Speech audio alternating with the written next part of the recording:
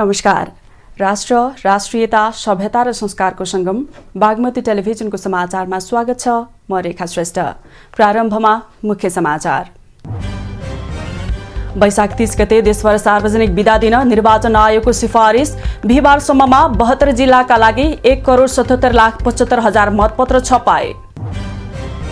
बिहीबार शेयर बजार नेप्से 19.97 अङ्कले घटेर परिसूचक 2356 अङ्कमा 45,74,000 किता शेयर 1,49 करोड बढीको शेयर कारोबार। चालु आर्थिक वर्षमा नेपालको आर्थिक वृद्धि दर 5.84%ले बढ्ने केन्द्रीय तथ्याङ्क विभागको प्रक्षेपण। नेपालीको वार्षिक आम्दानी बढेर $1,372 पुग्यो। बालबालिकालाई कम उमेरमा विद्यालय नपठाउन भारतको सर्वोच्च अदालतको आदेश। न्यूनतम उमेर 5 वर्षबाट बढाएर 6 वर्ष पुर्याउने केन्द्रीय विद्यालय संगठनको निर्णय। र 24औं खुला तथा उमेर समूह पौडी प्रतियोगिता वैशाख 22 र 23 गते हुने साधोबाटो स्थित अन्तर्राष्ट्रिय खेलकुद परिसरमा हुने प्रतियोगितामा कुल 23 विधामा प्रतिस्पर्धा हुने।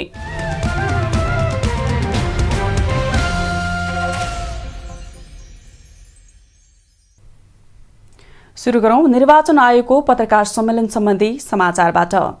निर्वाचन आयोगले स्थानीय तह निर्वाचन हुने वैशाख 30 गतेको दिन सार्वजनिक बिदा दिन सरकार समक्ष अनुरोध गरेको छ। आयोगले स्थानीय तह निर्वाचन हुने 2079 साल वैशाख 30 गतेका दिन नेपालभर सार्वजनिक बिदा दिन सरकारलाई अनुरोध गरेको हो। बिहीबार आयोगको नियमित पत्रकार सम्मेलनमा बोल्दै आयोगका सहायक प्रवक्ता सूर्यप्रसाद अर्यालले निर्वाचनको दिन नेपालभर सार्वजनिक बिदा दिन मुख्य सचिव मार्फत नेपाल सरकारलाई अनुरोध गर्ने आयोगले निर्णय गरेको बताउनुभयो। त्यस्तै मतदान केन्द्र रहेको विद्यालयहरूमा वैशाख 28 गतेदेखि 30 गतेसम्म भौतिक रूपमा पठन पाठन बन्द गर्न पनि आयोगले सरकारलाई अनुरोध गरेको छ।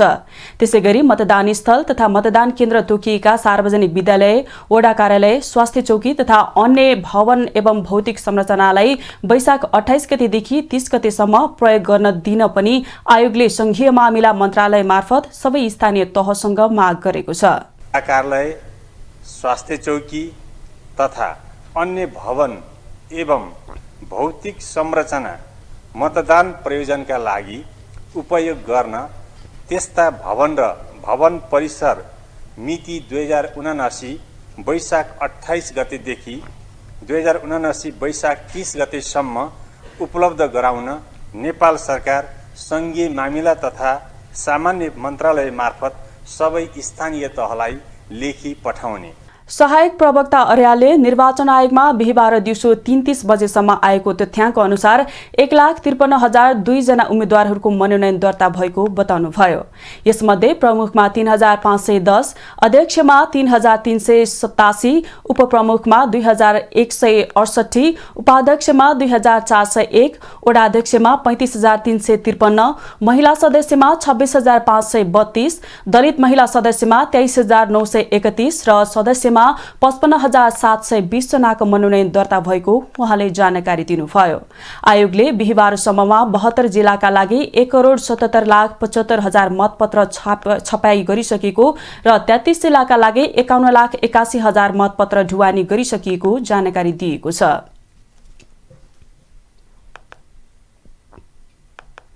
स्थानीय तह निर्वाचन आउन 2 सप्ताह मात्र बाँकी रहँदा दलहरू आआफ्ना संकल्प पत्र सार्वजनिक गर्नमा व्यस्त देखिन्छन्। कार्यकर्ताको भन्दा पनि शीर्ष नेताहरूको स्वार्थका कारण गठबन्धन गर्न पुगेको नेपाली कांग्रेसभित्र अहिले देशभर असन्तुष्टि देखिएको छ। आसन्न स्थानीय तह निर्वाचन सत्तारूढ गठबन्धन भर्सेस एमाले भएको छ। आफ्नो प्रतिष्ठाको लागि पनि सत्तारूढ दलहरू यो पटकको निर्वाचन जित्नै पर्ने दबाव भएको महसुस गर्न थालेका छन्। एक्लो एमालेसँग 5-5वटा दलहरूको बीचमा प्रतिस्पर्धा भएकाले पनि निर्वाचन गठबन्धन दलहरूका बीचमा प्रतिष्ठाको लडाई भइराखेको छ। दलहरू गठबन्धनमा जाँदा पार्टीभित्रका इमानदार तथा समर्पित धेरै नेताहरूले टिकट पाउन सकेनन्, जसको कारण कतै बागी उठेका छन् त कतै आफ्नै पार्टीको भोट काटिने डर हाल कांग्रेसका नेताहरूमा देखिन थालेको छ। त्यसैले पनि सुरुदेखि नै गठबन्धनको विपक्षमा रहनुभएका नेपाली कांग्रेसका महामन्त्री विश्वप्रकाश शर्माले कांग्रेसबाट जोसुकै व्यक्ति उठे पनि त्यो कांग्रेसको उम्मेद्वार भएकाले व्यक्ति नहेरी रुखलाई हेरेर भोट हाल्न कार्यकर्तालाई आग्रह गर्नुभएको छ। म अपिल र आग्रह गर्न चाहन्छु देशभरिका साथीहरूलाई उम्मेदवारी दर्ता भइसकेर टुङ्गोमा पुगिसकेको यो बेलामा अब मुख हेर्ने होइन रुख फेर्ने एउटा नेपाली कांग्रेस पार्टीलाई विजयी गराउनका लागि एक ढिका भएर लाग्ने हो भन्ने म केन्द्र आग्रह गर्न चाहन्छु। गठबन्धनका कारण अवसरबाट वञ्चित हुन पुगेका नेताहरू जो बागी उठेका थिए उनीहरूलाई उम्मेदवारी फिर्ता लिन प्रधानमन्त्री तथा पार्टी सभापति शेरबहादुर देउवाले अपिल गर्नुभएको छ। गृहमन्त्री बालकृष्ण खाँड तथा राज्यमन्त्री उमेश श्रेष्ठ त भरतपुरबाट बागी उठ्नुभएका नेता जगन्नाथ पौडेल सहित उहाँका समर्थक र प्रस्तावकलाई फकाउन चितवन नै पुग्नु भएको छ। नेताहरू गठबन्धनमा मत कुनै तलमाथि भयो भने फेरि मुलुकमा द्वन्द्वको सिर्जना हुने तथा गठबन्धन हार्यो भने कांग्रेसको नाक खुम्चिने भन्दै जसरी पनि कांग्रेसलाई जिताउन आग्रह गरिरहेका छन्। यो चुनाव भनेको कांग्रेस भर्सेस एमाले होइन, गठबन्धन हार्यो भने सबभन्दा नाक खुम्चिने कांग्रेसको, गठबन्धन हार्यो भने त्यसपछि दोस्रो नाक खुम्चिने माओवादी केन्द्रको, त्यसपछि तेस्रो नाक खुम्चिने भनेको समाजवादीको नै हो। गठबन्धनमा भागबण्डा हुँदा 3 महानगर प्राप्त गर्न सफल कांग्रेस देशको राजधानी रहेको काठमाडौँ महानगरपालिका जसरी पनि जित्न चाहन्छ। यसअघि नेकपा एमाले जितेको काठमाडौँ महानगरपालिका जित्नु कांग्रेसको प्रतिष्ठाको विषय बनेको नेताहरू बताउँछन्। बिहिबार 5 दलीय सत्ता गठबन्धनबाट काठमाडौँ महानगरका लागि नेपाली कांग्रेसका मेयर उम्मेद्वार सिर्जना सिंहले सुशासन, स्वास्थ्य, रक्षा तथा सामाजिक सुरक्षा, स्वास्थ्य र सफा सहर, दिगो पर्यटन, शहरी सुरक्षा, संस्कृति, सम्पदा र सभ्यता, सबल र समावेशी पूर्वाधार, स्वावलम्बी महिला, सबल युवा, सृजनशील महानगरवासी समेटेर संकल्प पत्र समेत सार्वजनिक गर्नुभएको छ। महानगरलाई विधिको शासन, नियम, कानुन भित्र रही चलाउने संकल्प गर्दछु। भ्रष्टाचार मुक्त चुस्त सेवा प्रवाह गर्ने उत्कृष्ट पालिकाको रूपमा काठमाडौँ महानगरलाई स्थापित गर्नेछु। संघीय सरकार, प्रदेश सरकार, अन्य पालिका, निजी क्षेत्र, गैर सरकारी सङ्घ संस्था र समुदायसँग साझेदारी गर्दै महानगरको लक्ष्य प्राप्तिका लागि काम गर्नेछु। देशभर कुल 35,221 पदका लागि 1,52,465 जनाको उम्मेदवारी परेको छ। उम्मेदवारी फिर्ता लिन निर्वाचन आयोगले शुक्रबारसम्म समय दिएको छ। आयोगले दिएको समयमा कांग्रेसले असन्तुष्ट नेताहरू जो बागी उठ्नु भएको छ उहाँहरूलाई फकाउन कतिको सफल हुन्छ त्यो भने हेर्न बाँकी छ। नेपाली कांग्रेसका सभापति समेत रहनुभएका प्रधानमन्त्री शेरबहादुर देउवाले पार्टीका आधिकारिक उम्मेदवारी विरुद्ध उम्मेदवारी दिनेहरूलाई उम्मेदवारी फिर्ता लिन अपील गर्नुभएको छ। आज अपील जारी गर्दै सभापति देउवाले शुक्रबार अपराह्न 5 बजे भित्र उम्मेदवारी फिर्ता लिन आग्रह गर्नुभएको थियो। उहाँले गठबन्धन भएका ठाउँमा 5 दलीय गठबन्धनका साझा उम्मेदवारलाई र नभएका ठाउँमा पार्टीका एकल उम्मेदवारलाई जिताउन पनि आग्रह गर्नुभएको छ। चितवन लगायत विभिन्न जिल्लाका कांग्रेसकै कार्यकर्ताले बागी उम्मेदवारी दिएका छन्। यसअघि नेता शेखर कोइरालाले पनि विज्ञप्ति जारी गर्दै बागी उम्मेदवारी दिनेहरूलाई पार्टीको मूल प्रवाहमा आउन आह्वान गर्नुभएको थियो। नेपाली कांग्रेसका महामन्त्री गगन कुमार थापाले अब महिलालाई काठमाडौँ महानगरको जिम्मेवारी दिने स्थानमा पुर्याउन अपील गर्नुभएको छ। बिहिबार काठमाडौँको मेयरमा उम्मेद्वार दिएकी सृजना सिंहको प्रतिबद्धता पत्र सार्वजनिक कार्यक्रममा बोल्दै यस्तो बताउनु भएको हो। उहाँले कांग्रेसले जनताका समस्यालाई समाधान गर्न सक्ने मेयरको रूपमा काठमाडौँ महानगरपालिकामा महिलालाई मेयरमा उठाएको दावी गर्नुभयो।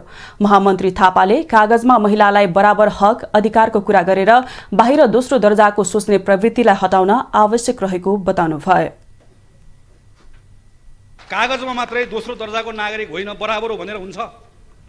व्यवहारमा त्यो अधिकार प्रयोग गर्न आउँदै गर्दाखेरि काठमाडौँ महानगर भित्र बस्नुभएका छोडिदिनुहोस्, अघिल्लो पटक सूर्यमा मत हालेको महिलाले पनि एकपटक सोच्नुहोस्। लडाई घरभित्र पनि छ, बासँग छ, श्रीमानसँग छ, छोरासँग छ। महिलाको लडाई सजिलो छैन। महामन्त्री थापाले साना साना काठमाडौँवासीका समस्या समाधान गर्छु भनेर लाग्ने महिलालाई स्थान दिन चुकेमा काठमाडौँवासीले स्वच्छ, हराभरा र सुरक्षित काठमाडौँको कल्पना गर्न नसक्ने बताउनुभयो।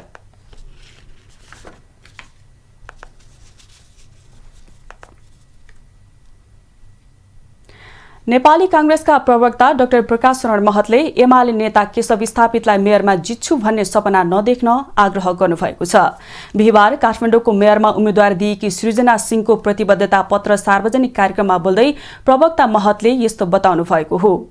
उहाँले काठमाडौँ महानगरपालिकाको मेयरका लागि उम्मेद्वार दर्ता गराएका नेकपा एमालेका नेता केशव स्थापितलाई फेरि काठमाडौँको मेयरमा फर्किन्छु भन्ने सपना नदेख्न आग्रह गर्नुभयो।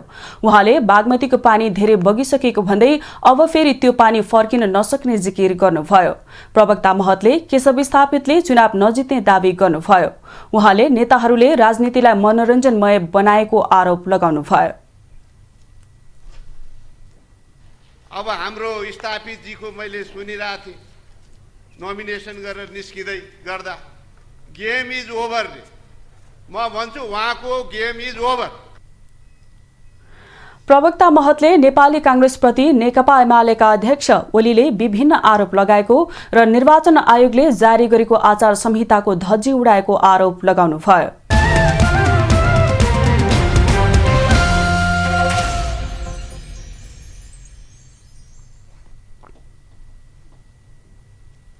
हामी समाचारको निरन्तरतामा छौं। अब बाँकी समाचार। नेपालमा थप 15 जनामा कोरोना भाइरसको संक्रमण पुष्टि भएको छ। पीसीआर र एन्टिजेन गरी 5875 जनाको नमूना परीक्षण गर्दा थप 15 जनामा कोरोना भाइरसको संक्रमण पुष्टि भएको स्वास्थ्य तथा जनसंख्या मन्त्रालयले जनाएको छ। 18 जना निको भएसँगै नेपालमा अब कोरोना भाइरसका संक्रमितको संख्या 249 जनामा झरेको छ। 24 घण्टामा कोरोना संक्रमणका कारण कसैको पनि ज्यान गएको छैन। थप 1,02,543 जनाले कोरोना भाइरस विरुद्धको खोप लगाएको मन्त्रालयले जनाएको छ।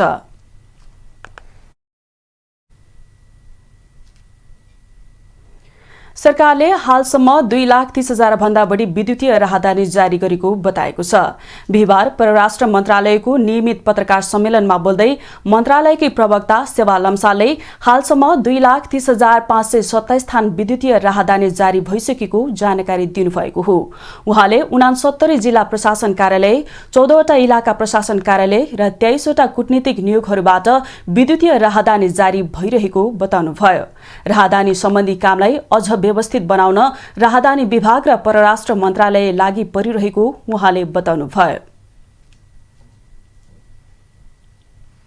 पनि भएको थियो तर अहिले त निकै नै व्यवस्थित भएको छ। राहदानीको यहाँहरूले पनि हेरिराख्नु भयो होला र तैपनि यहाँहरूको सुझावहरू अझै पनि अपेक्षित छ। यसलाई सुधार गर्न कसरी अगाडि अझ बढी राम्रो गर्न सकिन्छ भन्ने कुरामा त हामी आफै पनि हाम्रो टिम, टेक्निकल टिम, राहदानी विभागका महानिर्देशकज्यू लगायत उहाँको टिमले असाध्यै राम्रो काम गरिराख्नु भएको छ।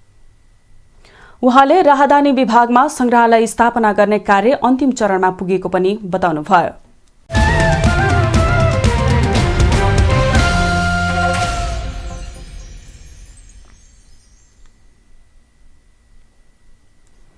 हामी समाचारको निरन्तरतामा छौं। अब बाँकी समाचार।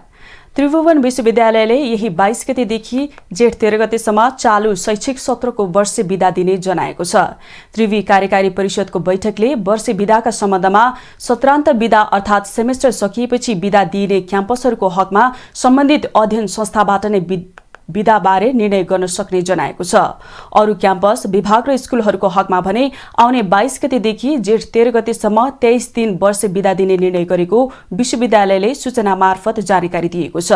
यो समयमा विद्यार्थीहरूको परीक्षा चलिरहेको भए परीक्षा यथावत नै रहने सूचनामा जनाइएको छ।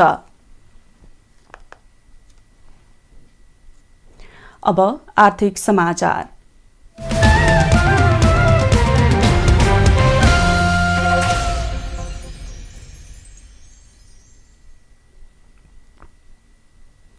शेयर कारोबार हुने हप्ताको अन्तिम दिन बिहिबार नेप्से दोहोरो अङ्कले घटेको छ।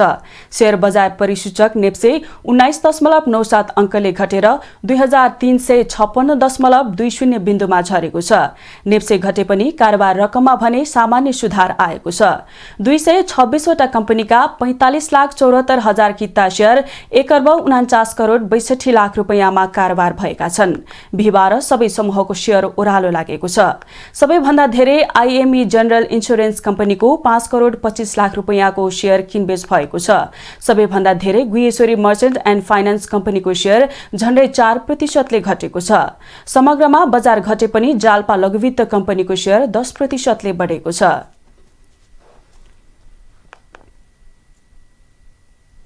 केन्द्रीय तथ्याङ्क विभागले चालू आर्थिक वर्षमा नेपालको आर्थिक वृद्धि दर 5.84% वृद्धि हुने प्रक्षेपण गरेको छ।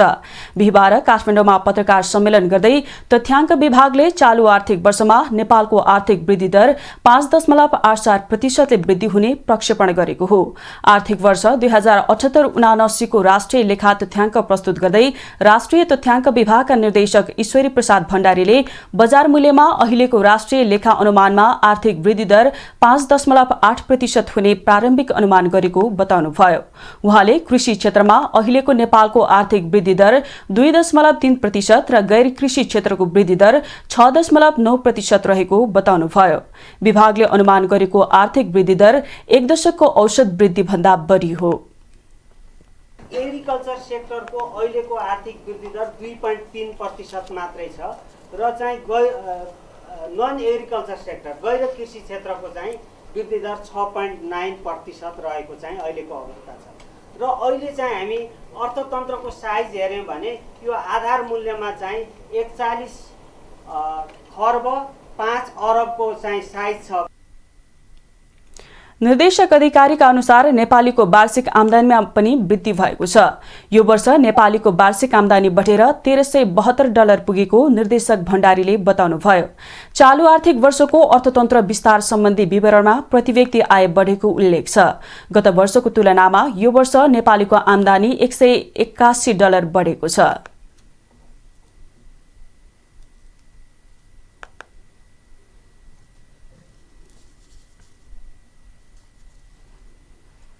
$1372, 1372, nominal per capita GNI $1381, nominal per capita GNDI $मा अहिले चाहिँ 1683 पुगेको छ।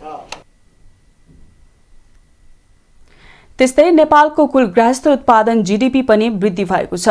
गत आर्थिक वर्षको तुलनामा यो वर्ष जीडीपीको आकार 3 खर्ब 72 अर्ब 27 करोड रुपैयाँले बढेको निर्देशक भण्डारीले बताउनुभयो। नेपालको कुल गृहस्थ उत्पादन जीडीपी आधारभूत मूल्यमा 41 खर्ब 5 अर्ब 54 करोड रुपैयाँ पुगेको छ। गत वर्ष 37 खर्ब 33 अर्ब 27 करोड रुपैयाँ थियो।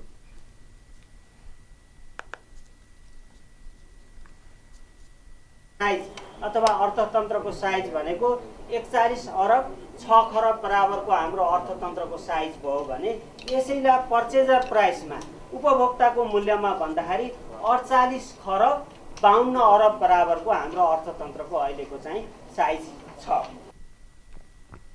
निर्देशक भण्डारीले चालू आर्थिक वर्षको कुल गृहस्थ उत्पादनमा खानी तथा उत्खनन क्षेत्रले 0.58% योगदान दिएको प्रारम्भिक अनुमान गरेको बताउनुभयो। त्यस्तै कृषि तथा वन मत्स्यले 23.95%, त्यस्तै उद्योगले 5.65%, विद्युत ग्यास बाष्प तथा वातानुकूलित आपूर्ति सेवाबाट 1.37% योगदान दिएको प्रारम्भिक अनुमान छ।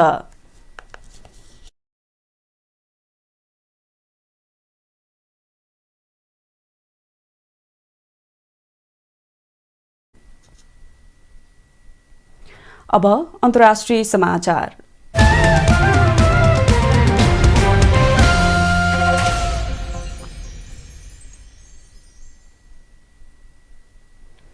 भारतको सर्वोच्च अदालतले बालबालिकालाई कम उमेरमा विद्यालय नपठाउन अभिभावकहरूलाई आदेश दिएको छ। केन्द्रीय विद्यालयमा कक्षा 1 मा भर्नाको न्यूनतम उमेर 5 वर्षबाट बढाएर 6 वर्ष पुर्याउने केन्द्रीय विद्यालय संगठनको निर्णय विरुद्ध अभिभावकले सर्वोच्चमा दायर गरेको रिटमा सुनवाई गर्दै कम उमेरमा विद्यालय नपठाउन आदेश दिएको छ। न्यायाधीश सञ्जय किशन कौल र एमएम सुरदेशको इजलासले कम उमेरमा विद्यालय पठाउनु बालबालिकाको मनोवैज्ञानिक स्वास्थ्यका लागि उचित नभएको भन्दै विद्यालय पठाउन उमेर 6 वर्ष पूरा हुनुपर्ने बताएको छ। अप्रिल 11 मा दिल्ली उच्च अदालतले पनि यस्तै आदेश दिएको थियो। सर्वोच्चको इजलासले कयौं अनुसन्धानहरूले बालबालिकालाई विद्यालय पठाउन हतार गर्न आवश्यक नभएको पुष्टि गरेको भन्दै कम उमेरका विद्यालय पठाउँदा उनीहरूको पढ्ने र सम्झने क्षमता प्रभावित हुन सक्ने बताएको छ। भारतका 21 वटा राज्यमा कक्षा 1 मा भर्ना हुनुको लागि 6 वर्ष पूरा भएको हुनुपर्छ।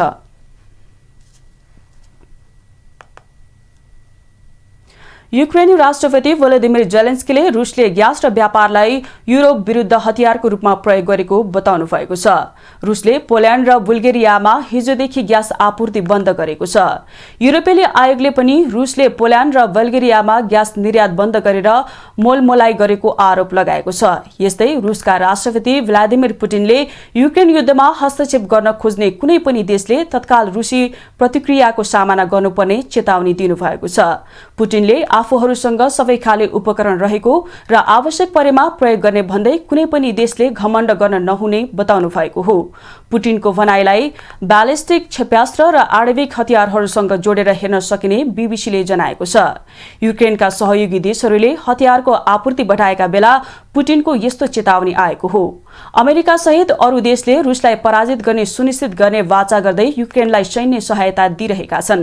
युक्रेनी सेनाको कठोर प्रतिक्रियाका कारण रुसी सेनाले हार बेहोरिरहेका बीबीसीले जनाएको छ।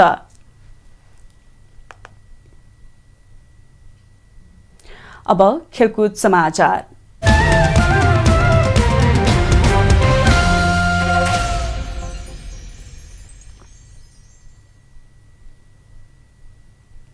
चौबिसौं खुल्ला तथा उमेर समूह पौडी प्रतियोगिता वैशाख 22 र 23 गते हुने भएको छ। नेपाल पौडी संघले बिहीबार पत्रकार सम्मेलन गर्दै प्रतियोगिता वैशाख 22 र 23 गते हुने जनाएको हो। प्रतियोगिता सातोबाटो स्थित अन्तर्राष्ट्रिय खेलकुद परिसरमा हुने आयोजकले बताएको छ। प्रतियोगितामा कुल 23 विधामा प्रतिस्पर्धा हुनेछ। प्रतियोगितामा महिला र पुरुष गरी करिब 150 जना खेलाडीको सहभागिता हुने संघले जनाएको छ। 2 दिन चल्ने प्रतियोगिता हंगेरीमा हुने 19औं विश्व पौडी प्रतियोगिता, नवौं राष्ट्रिय खेलकुद प्रतियोगिता पोखरा र चीनमा हुने एशियन गेम्सलाई मध्यनजर गरेर आयोजना गर्न लागेको पौडी संघका अध्यक्ष अशोक बज्राचार्यले जानकारी दिनुभयो। यस प्रतियोगिता 19औं विश्व पौडी प्रतियोगिताको अन्तिम तथा एसियाली खेलको लागि पहिलो चरणको छनौट प्रतियोगिता समेत रहेको संघले जनाएको छ। प्रतियोगितामा राष्ट्रिय कीर्तिमान बनाउने खेलाडीले नगद 10,000 प्राप्त गर्ने संघका अध्यक्ष अशोक बज्राचार्यले जानकारी दिनुभयो।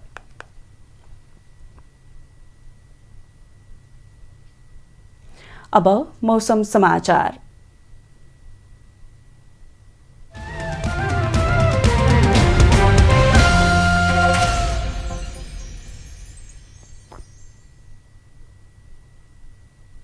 आज राति देशको पहाडी भूभागमा आंशिक बदली रही बाँकी भूभागमा मौसम सामान्यतया सफा रहनेछ। गण्डकी प्रदेश, कर्णाली प्रदेश र प्रदेश 1 को पहाडी भूभागका 1 वा 2 स्थानमा मेघगर्जन, चट्यान सहित क्षणिक हल्का वर्षाको सम्भावना रहेको छ।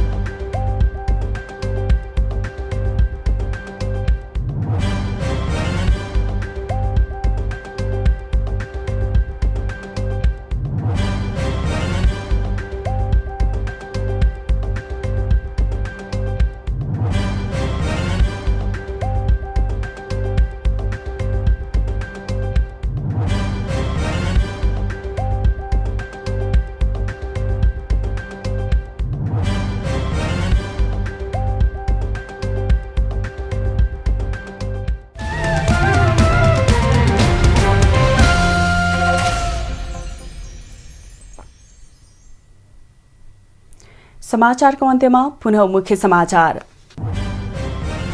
वैशाख 30 गते देशभर सार्वजनिक बिदा दिन निर्वाचन आयोगको सिफारिस। बिहिबारसम्ममा 72 जिल्लाका लागि 1,77,75,000 मतपत्र छपाए। बिहिबार शेयर बजार नेप्से 19.97 अङ्कले घटेर परिसूचक 2356 अङ्कमा 45,74,000 किता शेयर 1,49 करोड बढीको शेयर कारोबार। चालू आर्थिक वर्षमा नेपालको आर्थिक वृद्धि दर 5.84% बढ्ने केन्द्रीय तथ्याङ्क विभागको प्रक्षेपण। नेपालीको वार्षिक आम्दानी बढेर $1,372 पुग्यो। बालबालिकालाई कम उमेरमा विद्यालय नपठाउन भारतको सर्वोच्च अदालतको आदेश। न्यूनतम उमेर 5 वर्षबाट बढाएर 6 वर्ष पुर्याउने केन्द्रीय विद्यालय संगठनको निर्णय।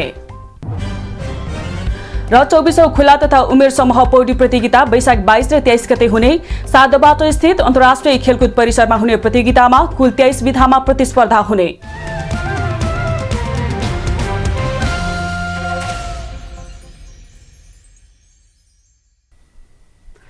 राष्ट्र, राष्ट्रियता, सभ्यता र संस्कार संरक्षणमा समर्पित वाग्मती टेलिभिजनमा प्रसारण भइरहेको समाचार अहिलेलाई यति नै।